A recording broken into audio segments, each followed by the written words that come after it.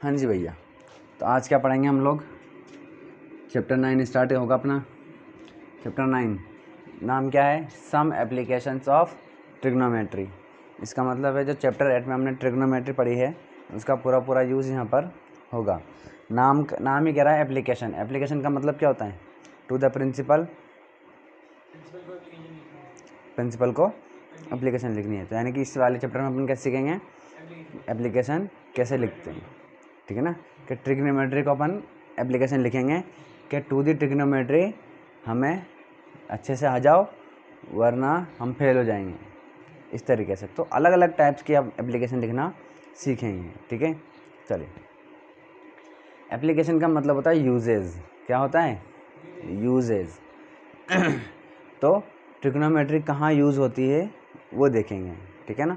इस चैप्टर में ज़्यादातर इसमें यूज़ किया गया है ट्रिग्नोमेट्री का हाइट का मेजर करने के लिए। किसी बिल्डिंग की हाइट पता करनी है तो आप ऐसे ले जा कर के इंची टेप से या स्केल से मेजर नहीं करना है, आपको ट्रिग्नोमेट्री का यूज़ करके उसको मेजर करना है। किसी खंबा हो गया, कोई बिल्डिंग हो गई जो खड़ी है सीधी की सीधी, ट्रिग्नोमेट्री का यूज़ करके उसका मेजर करनी है अपन को, ठीक है ना। चलिए, तो पहले अपन उसका चैप्टर 8 जो है वो क्या है हमारी, उसका रिवाइज कर लेते हैं, ठीक है ना। तो उसमें हमने सबसे पहले देखा था क्या भाई, जो हमारा क्या है,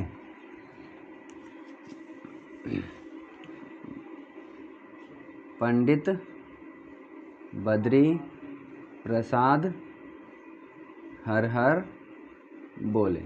और वो क्या था दूसरी ट्रिक, एक ने एक और, हाँ, पापा बीड़ी पी लो हाँ हाँ बेटा, ठीक है।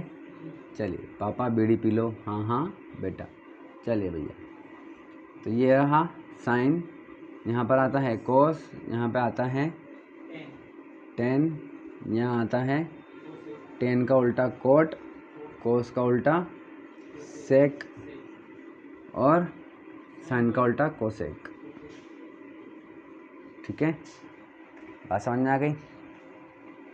चलिए, तो साइन का मतलब है परपेंडिकुलर अपॉन हाइट। कोस का मतलब क्या है? कोस का formula base upon height. Ten का फॉर्मूला परपेंडिकुलर अपॉन बेस, ठीक है। चलिए, इसके अलावा हमने देखा था कि जो हमारा वो जो ट्रायंगल होता है, कौन सा ट्रायंगल? राइट एंगल ट्रायंगल, ठीक है। इस ट्रायंगल में परपेंडिकुलर कौन सा होता है?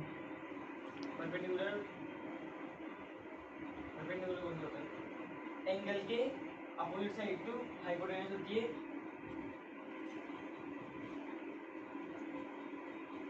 एंगल के सामने वाली जो साइड रहती है वो परपेंडिकुलर। कौन सा एंगल? जो दिया हुआ रहता है, गिवन रहता है। Very good.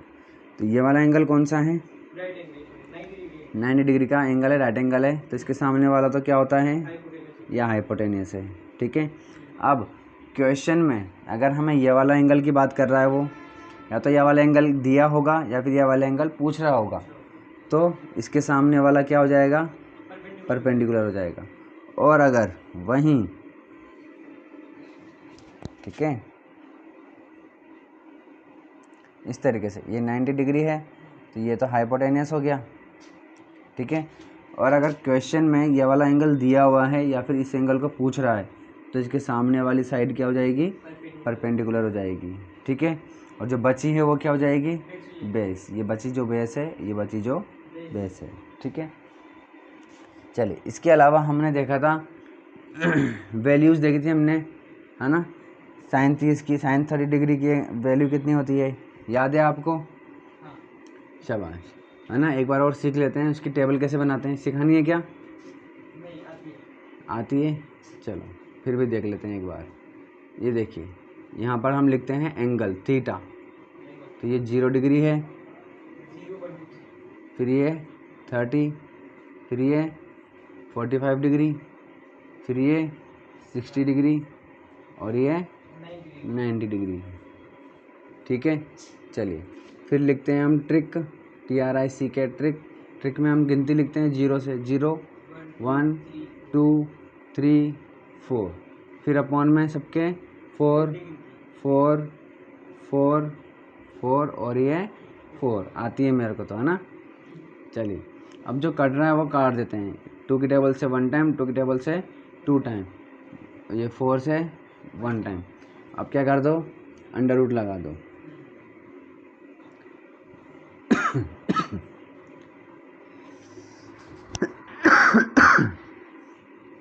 यहाँ लिख देते हैं साइन। हालांकि इस चैप्टर में आपके ज़्यादातर जो यूज़ होंगे वो साइन कोस और टेन ही होंगे,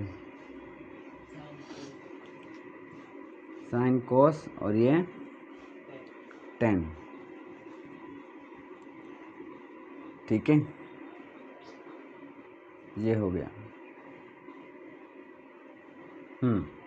अब देखो 0 को डिवाइड करेंगे अपन 4 से तो क्या आएगा, 0 आएगा, और 0 का अंडर रूट क्या होगा, 0, 1 का अंडर रूट 1, 4 का 2, 1 का स्क्वायर रूट 1, 2 का अंडर रूट 2, 3 का रूट 3, 4 का 2, 1 का 1। अब साइन की हो गई, कोस में उल्टा कर देंगे, यहाँ से लिख देंगे 1 रूट 3 बाई 2, 1 अपॉन रूट 2, ये 1 अपॉन 2 और ये 0, ठीक है। चलिए, वेरी गुड। तो ये 0 डिवाइड बाई 1 तो क्या हो जाएगा, 0 हो जाएगा, ठीक है। 0 को 1 से डिवाइड करेंगे तो 0, ये 1 और ये रूट 3 तो 1 अपॉन रूट 3, ये 1 अपॉन 1 तो 1 अपॉन 1 क्या हो जाएगा, 1। ऊपर ऊपर वाला लेते हैं बस, है ना। चलिए, क्यों लेते हैं ऊपर ऊपर वाला, क्योंकि नीचे वाला वैसे ही कट जाता है। देखो ये 2 है तो ये 2 है, 2 से 2 कट जाएगा, रूट 2 से रूट 2 कट जाएगा, 2 से 2 कट जाता है, बचता सिर्फ ऊपर वाला है, ठीक है ना।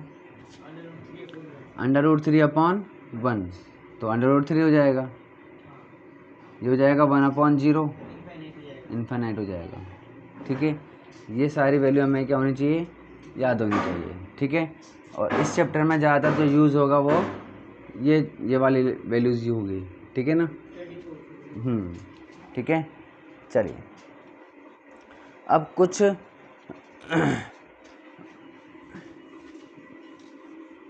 टर्म्स हैं जो बच्चों को थोड़ा कंफ्यूज कर देती है, वो देख लेते हैं हम कि भाई क्या है, उनको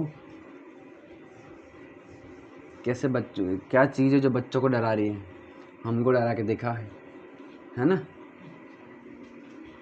है ना। हाँ, और है मोरी मैया यो का देख लियो।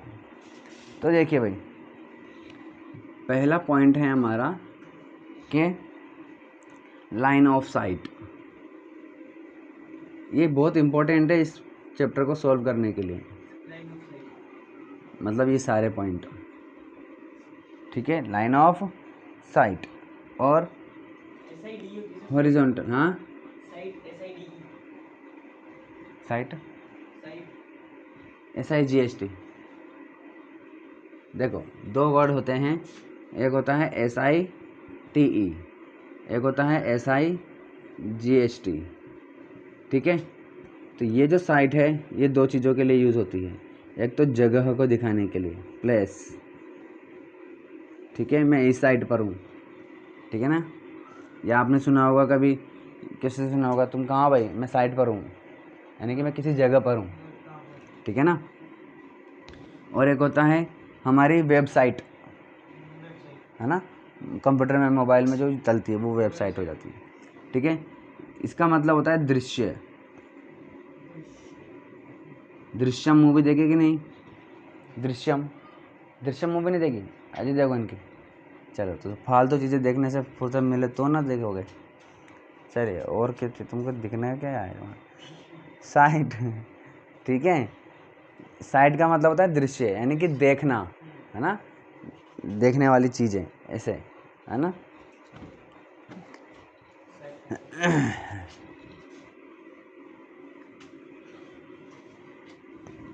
ये देखने की चीज़ है हमारी, हाँ जी।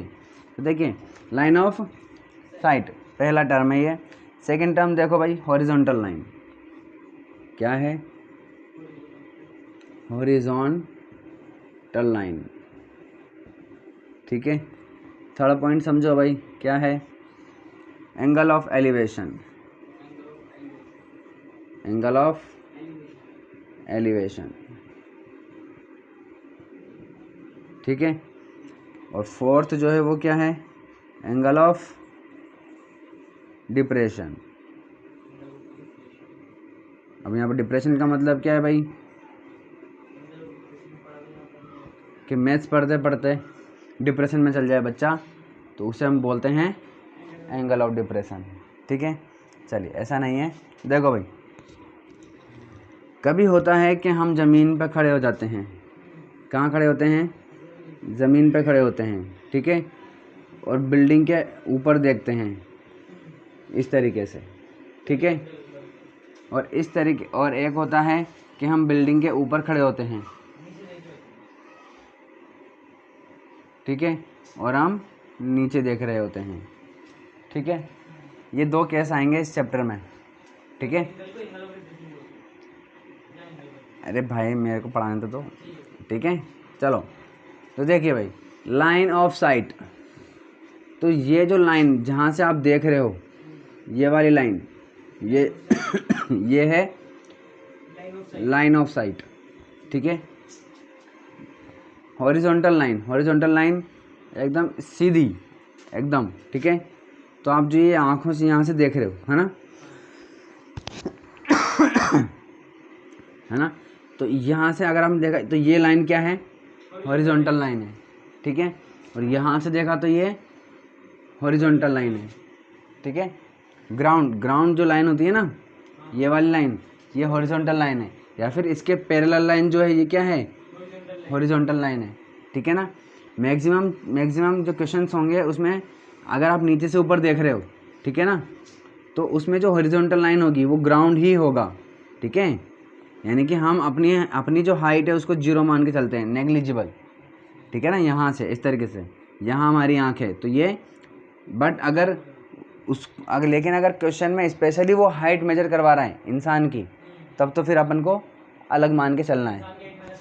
फिर हाँ, इंसान की हाइट को जो भी कैलकुलेशन होगी वो वहाँ पर अपन को देखनी है। लेकिन अगर ऐसा कुछ भी नहीं बोल रहा है तो हमको ज़मीन, हाँ, ग्राउंड को ही मान करके चलना है। तो ये हॉरिजॉन्टल लाइन है, और अगर ऊपर खड़े हैं तो फिर यही हॉरिजॉन्टल लाइन होगी, इसको तो अपन कर नहीं सकते इग्नोर, तो ये हॉरिजॉन्टल लाइन होगी, ठीक है। हाँ जी। अब डिप्रेशन का मतलब देखो, इन दोनों में बच्चे क्या होते हैं, कंफ्यूज हो जाते हैं। डिप्रेशन का मतलब ये क्या है, डिक्रीज़ हो जाना, कम हो जाना, ठीक है ना। तो अब आप ही बताओ मुझे कि मैं ऐसे खड़ा हूँ, ये मेरी हॉरिजॉन्टल लाइन है, ठीक है। तो अब मैं अगर ऐसे देख रहा हूँ तो ये डिक्रीज़ हो रहा है कि इंक्रीज़ हो रहा है, ये डिक्रीज़ हो रहा है। कॉमन सेंस वाली से बात है, ये हॉरिजॉन्टल लाइन है, अगर अपन इससे नीचे जा रहे हैं तो ये डिक्रीज़ हो रहा है, कम हो रहा है। यानी कि अगर आप जब भी नीचे देखोगे, ठीक है, तो वो एंगल ऑफ डिप्रेशन होगा। और एंगल किससे मेजर करेंगे, हमेशा हॉरिजॉन्टल लाइन से, ठीक है। तो अगर आप ऊपर खड़े हो और नीचे देख रहे हो, ठीक है ना, तो आप पहले इधर देख रहे थे, इधर देखते देखते फिर आप नीचे आ गए, इधर यहाँ देख रहे हो, ठीक है ना। पहले आपकी अपनी नज़रें जो है वो अपने एम पर थी, एकदम अपने टारगेट पे थी कि मुझे यहीं पे अपन का निशाना लगाना है। लेकिन फिर आपको कुछ और चीज़ दिख गई, ठीक है, एक अच्छी चीज़ दिख गई, एक डिस्ट्रैक्शन वाली चीज़ दिख गई, तो आपका ध्यान पूरा अट्रैक्शन से हट करके कहाँ चला गया, नीचे चला गया। तो ये चीज़ डिस्ट्रैक्शन वाली है, देख लो, ठीक है ना। तो अपन को अपनी टारगेट से नहीं भटकना है, बात समझ में आ गई, क्योंकि ये आपको डिप्रेस में कर देगा। स्टार्ट में अच्छा लगता है बहुत, लेकिन बाद में क्या होता है, डिप्रेशन, ठीक है। तो लास्ट आपका जो रिजल्ट है वो डिप्रेशन वाला जाएगा, ठीक है ना। तो अगर आप ऊपर से नीचे देख रहे हो तो एंगल ऑफ डिप्रेशन किससे मेजर कर रहे हो आप, हॉरिजॉन्टल लाइन से। तो यहाँ से मेजर करोगे, यहाँ से 0, 1 2 10 10 20 30 40 इस तरीके से। तो ये जो एंगल बन रहा है ये क्या होगा, एंगल ऑफ डिप्रेशन, ठीक है। चलिए, अब आप मुझे बताओ कि ये वाला एंगल कितना होगा।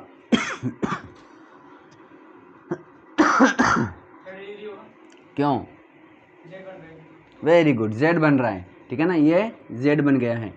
ये दो लाइनें क्या हो गई, पैरेलल हो गई, और ये ट्रांसवर्सल हो गया, ठीक है। तो जब दो पैरेलल लाइन से एक ऐसी टेढ़ी लाइन जाती है तो ये अल्टरनेट इंटीरियर एंगल हो जाते हैं, जेड बन गया है। तो ये भी एंगल क्या होगा, 30 डिग्री होगा, ठीक है ना। हमारे लिए ये वाला एंगल सॉल्व करने के लिए काम में नहीं आएगा, देगा वो यही, लेकिन इससे सॉल्व नहीं होगा। सॉल्व किससे होगा? इससे होगा। बात समझ में आ गई? नहीं आई? शाबाश। इतना याद रखो कि सॉल्व इससे होगा, जब हम क्वेश्चन करेंगे तब समझ में आ जाएगा, ठीक है। क्योंकि हमें क्या करना है, अगर हमें इसकी हाइट मेजर करनी है तो आप ये वाला एंगल लेके क्या करोगे कि ट्रायंगल तो ये बन रहा है, ये बन रहा है ना ट्रायंगल, तो ये हो गया 90 डिग्री का एंगल। तो ट्रायंगल, राइट एंगल ट्रायंगल तो ये बन रहा है हमारा।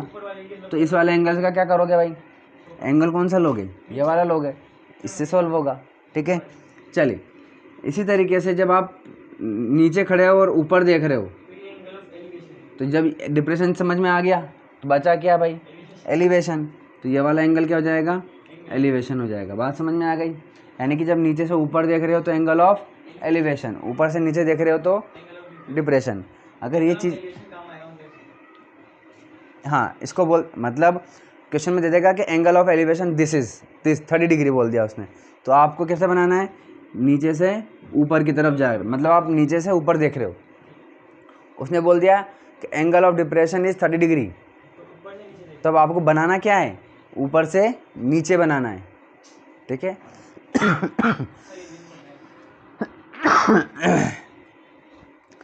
तो अगर आपको ये सब चीज़ें समझ में आ गई तो चैप्टर शुरू कर देते हैं। एक्सरसाइज 9.1, ये इंट्रोडक्शन कंप्लीट हो गया अपना, ठीक है।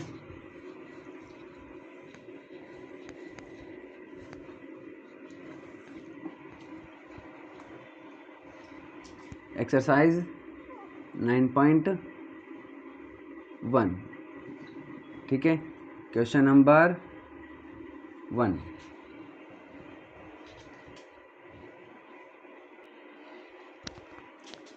चलिए भाई, तो क्वेश्चन नंबर 1 क्या कह रहा है? देखिए, अ सर्कस आर्टिस्ट, एक सर्कस आर्टिस्ट है, ठीक है। आपने देखा कभी सर्कस? मैंने नहीं देखा। इस क्लाइंबिंग, यानी कि एक सर्कस आर्टिस्ट है जो कि चढ़ रहा है। क्या चढ़ रहा है भाई? 20 मीटर लॉन्ग रोप, एक रोप है ना, रस्सी है जिसकी लंबाई कितनी है? 20 मीटर की है। विच इज़ टाइटली स्ट्रेच्ड, ठीक है, जो कि बहुत तेज, एकदम टाइट से बांधा हुआ है, मतलब ऐसे लैक नहीं कर रही है, वो ऐसे झूल नहीं रही है, मतलब एकदम टाइट बांधी हुई है, सीधी एकदम, ठीक है, एकदम टाइट बांधी हुई है। From the top of a vertical rope, vertical pole, यानी कि एक वर्टिकल पोल है आपके पास, ऐसा एक खंबा है, ठीक है ना। इसका टॉप, ये रहा टॉप, ठीक है, यहाँ से बांधी हुई है, ठीक है ना। From the top of a vertical pole to the ground, ground मान ली ये ग्राउंड है इसका, ठीक है। तो यहाँ पर, यहाँ से लेकर के एक ग्राउंड तक बांधी हुई है और एकदम टाइट है, तो यानी कि एकदम सीधी होगी। अगर ढीली होगी तो ऐसे झूल जाएगी ये, लेकिन सीधी है। Find the height of the pole, ये पोल है और इसकी हाइट हमें फाइंड करनी है, ठीक है। चलिए, if the angle made by the rope, ये रोप है, ये एंगल बना रही है किससे? विद ग्राउंड लेवल, ये ग्राउंड है, तो ये रोप है और ये ग्राउंड है, इससे ये एंगल बना रही है, ठीक है, 30 डिग्री का। और हालांकि इसने फिगर भी दिया हुआ है, ठीक है। चलिए, और रोप की लेंथ कितनी दे रखी है हमें? 20 मीटर, ठीक है। चलिए शुरू करें। तो देखिए भाई, यहाँ पर इसको दे देते हैं अपन ए, बी और ये सी। तो हमें क्या क्या दिया हुआ है? ए सी दिया हुआ है। ए सी का मतलब क्या भाई? हाइपोटेनियस। ए सी क्या दिया हुआ है अपन को? 20 मीटर, ठीक है। और ए बी फाइंड करना है अपन को, जिसको अपन एच मान लेते हैं, फाइंड करना है, ठीक है। एंगल ऑफ एलिवेशन कितना दिया हुआ है? चलो लिखने की ज़रूरत नहीं। एंगल ऑफ एलिवेशन कितना है अपन का? 30। देखो नीचे से ऊपर जा रहा है तो एंगल ऑफ 30 हो गया। चलिए, हाँ जी, अब देखो हमें क्या करना है कि हमारे पास हाइपोटेनियस है और ये देखो एंगल ये दिया हुआ है, तो ये क्या हो जाएगा? परपेंडिकुलर हो जाएगा। तो हमें हाइपोटेनियस और परपेंडिकुलर के बीच में रिलेशन बताना है। तो हमारा क्या है भाई, पंडित बद्री प्रसाद के पापा बीड़ी पी लो, हाँ हाँ बेटा, ठीक है, ये रहा। इसके ऊपर क्या होता है, साइन होता है, यहाँ पर कोस, यहाँ पर टेन, ये कोट सेक और ये कोसेक।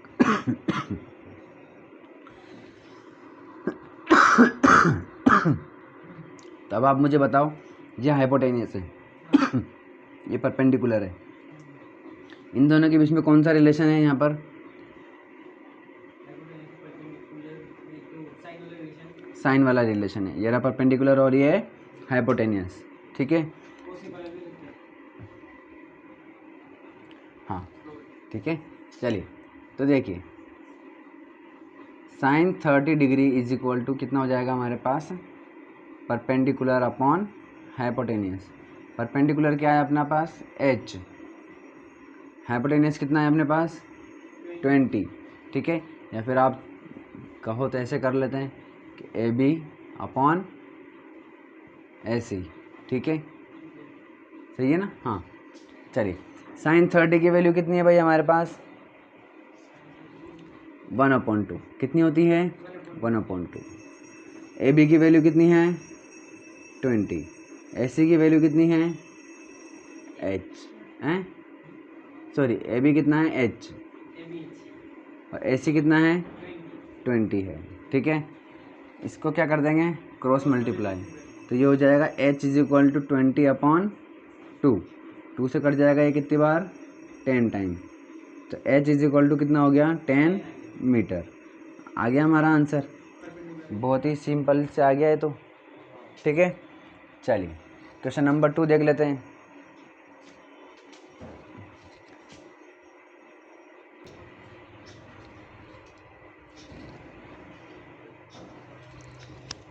क्वेश्चन नंबर 2 क्या कह रहा है, a tree breaks due to storm and the broken part bends, ठीक है। कह रहा है कि भैया एक ट्री है, ठीक है ना, जब मैं 10th में था, ठीक है, तो मैं ये क्वेश्चन करता था, ठीक है। तो इसने कहीं भी ये नहीं कह रहा कि बीच में से टूटा है कि कैसे टूटा है, ठीक है ना। तो ये हमें समझना होता है कैसे, कि देखो एक ट्री है जो कि टूट गया तूफ़ान की वजह से, ये एक पेड़ है तूफ़ान की वजह से टूट गया। अब हम इमेजिन क्या करते हैं कि टूटेगा और ऐसे गिर जाएगा, ये पूरा यहाँ से टूटेगा और ये गिर जाएगा, यही इमेजिन करेंगे, लेकिन ऐसा नहीं कहता है। And the broken part bends, है ना, तो ये आधा टूट रहा है यहाँ से, ठीक है ना, कि यहाँ से टूट गया और जो टूटा हुआ पार्ट है, ब्रोकन पार्ट है, वो बेंड हो गया इस तरीके से, यहाँ से गिरा और ये ऐसे बेंड हो गया, ठीक है, इस तरीके से। बात समझ में आ गई, चलिए, हाँ जी। सो दैट, इस तरीके से टूट गया कि top of the tree touch the ground making an angle 30 degree with it. इस तरीके से टूट गया कि ये जो टॉप है ये ग्राउंड को टच कर रहा है, ठीक है, और ग्राउंड के साथ एंगल बना रहा है कितना 30 डिग्री का, इस तरीके से ये टूट गया।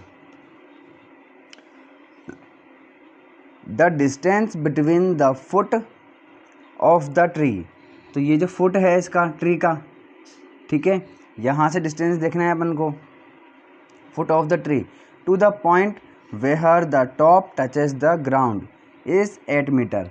यहाँ से लेकर के कहाँ तक, जहाँ पर ट्री का टॉप ग्राउंड को टच कर रहा है, तो यहाँ टच कर रहा है, तो यहाँ से लेकर के यहाँ तक की जो डिस्टेंस है वो कितनी दे दी 8 मीटर दे दी है, ठीक है। चलिए find the height of the tree. अब देखो ये भी बहुत कंफ्यूज करता था, पूछ रहा है कि फाइंड द, क्वेश्चन नंबर 2 है हमारा, है ना, find the height of the tree, HIGHT, height of the tree, ये फाइंड करना है अपन को, ठीक है ना। तो हम क्या सोचते हैं कि अब बचा हुआ पेड़ तो यही है, ये फाइंड करना है ना, लेकिन इसका मीनिंग ये नहीं है, इसका मीनिंग है कि यहाँ से लेकर के इस पूरे की लेंथ को फाइंड करो, ठीक है। तो कैसे करेंगे भाई, देखो ये जो पूरा ट्री है ये कितना है, ये रहा और ये रहा बचा हुआ, ठीक है। तो हमें ये भी फाइंड करना है और परपेंडिकुलर हाइपोटेन्यूज फाइंड करके प्लस कर देंगे, ठीक है। चलिए तो देखिए अब हमारे पास देखो ये एंगल दिया हुआ है तो ये क्या हो जाएगा, परपेंडिकुलर हो जाएगा, ठीक है। ये 90 डिग्री का एंगल है, ये क्या हो जाएगा, हाइपोटेनियस, और ये क्या हो जाएगा, बेस हो जाएगा। ये ए बी और ये सी, तो बी सी हमारा बेस हो गया। तो हमको बेस दिया हुआ है, हमें परपेंडिकुलर और हाइपोटेनियस फाइंड करना है। तो पहले परपेंडिकुलर फाइंड कर लेते हैं, ठीक है ना। हाइपोटेनियस भी कर सकते हैं, जो चाहो वो कर सकते हो। तो बेस दिया हुआ है और परपेंडिकुलर फाइंड करना है, तो इन दोनों के बीच में रिलेशन कौन सा है बताओ भाई, कॉस वाला है। कॉस वाला कैसे, बेस और हाइपोटेनियस हो जाएगा, ये तो बेस और परपेंडिकुलर टेन वाला है, परपेंडिकुलर और ये बेस। वैसे देखा जाए तो कोड की तरफ से देख रहा चल रहा है बेस अपॉन परपेंडिकुलर, पर फाइंड क्या करना है, परपेंडिकुलर, तो टेन वाला हो जाएगा, परपेंडिकुलर अपॉन बेस। चलिए ठीक है, तो लिख लेते हैं अपन को जो भी दिया हुआ है। ए बी जो है वो क्या है भाई, फाइंड करना है, ठीक है। ए सी जो है वो क्या है भाई, फाइंड करना है, ठीक है। और बी सी दिया हुआ है हमें 8 मीटर, ठीक है। और एंगल ऑफ एलिवेशन, इसको शॉर्ट में लिख देता हूँ मैं, एंगल ऑफ एलिवेशन कितना है, 30 डिग्री, ठीक है। चलिए तो since sine theta is equal to कितना होता है भाई, परपेंडिकुलर अपॉन बेस होता है, ठीक है। थीटा की वैल्यू, या चलो थीटा मान लेते हैं इसको अपन, theta is equal to 30 degree, तो ten 30 degree is equal to perpendicular क्या है अपने पास, परपेंडिकुलर ए बी है, तो ये रहा ए बी। बेस कितना है अपने पास, बी सी, ठीक है। चलिए टेन 30 की वैल्यू कितनी होती है भाई,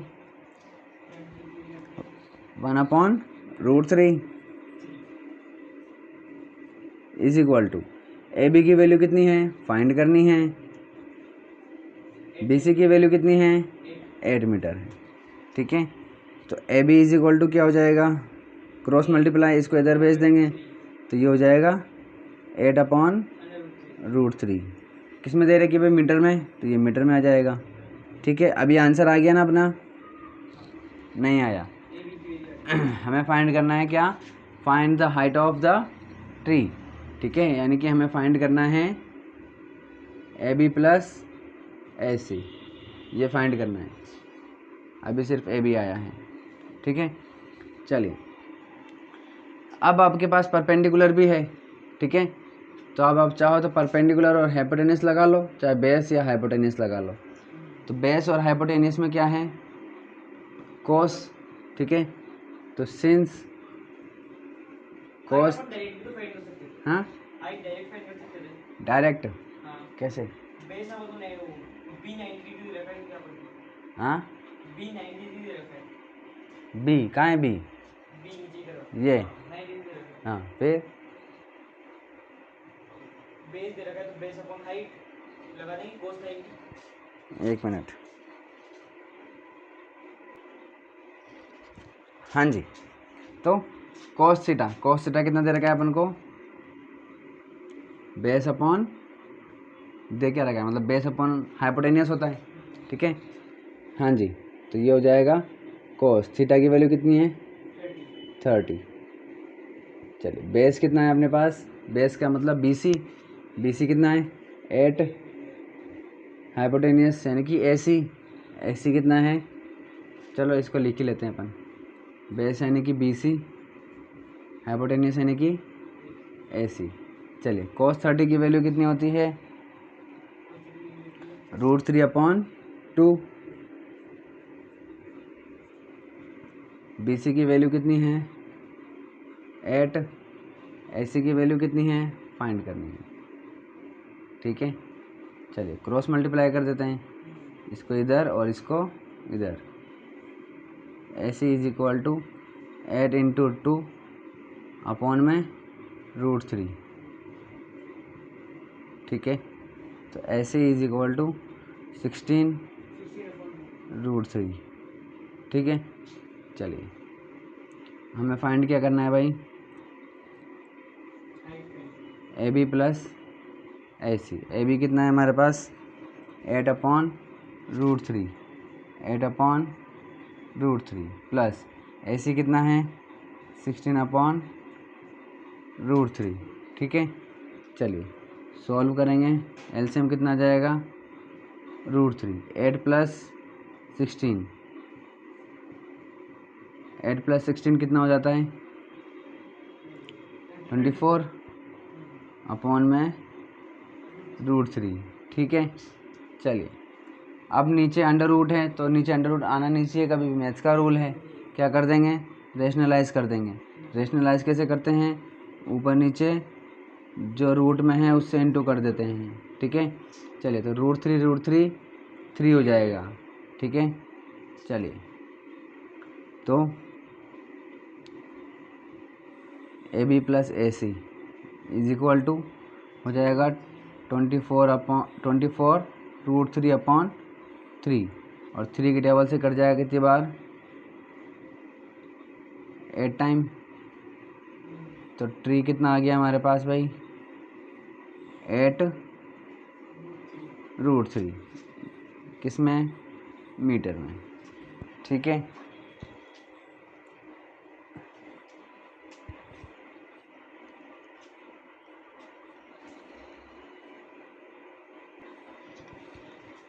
चलिए क्वेश्चन नंबर 3 क्या बोल रहा है, बोल रहा है कि एक कॉन्ट्रैक्टर है, उसने प्लान किया है to install 2 slides of the children to play in park, यानी कि वो फिसलने पट्टी होती है ना वो बनानी है। एक कॉन्ट्रैक्टर है, काम करने वाला आदमी है, उसे 2 फिसलनी पट्टी बनानी है।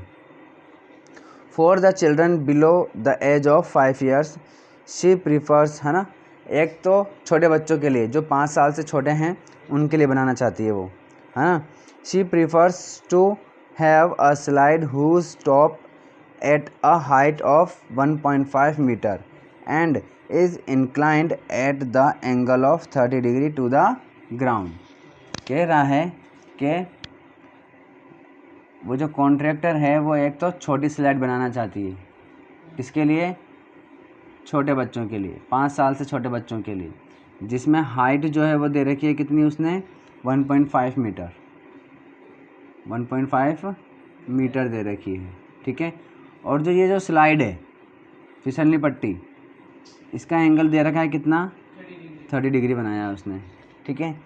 चलिए आगे देखिए वेरियाज फॉर एल्डर चिल्ड्रन, यानी कि जो बड़े बच्चे हैं 5 साल से बड़े बच्चे हैं, she wants to have a steep slide at a height of 3 metre and inclined at the angle of 60 degree to the ground. के एक और बनाई है उसने जो कि बड़ी बनाई है बच्चों के लिए, उसको उसने कैसे बनाया है कि जो हाइट है वो रख ली उसने 3 मीटर और ये जो एंगल रखा है ये कितना रखा है उसने 60 डिग्री का रखा है, ठीक है। What should be the length of the slide in each case, पूछ रहा है कि दोनों ही केसेस में ये जो स्लाइड की लेंथ है ये कितनी होगी, ठीक है।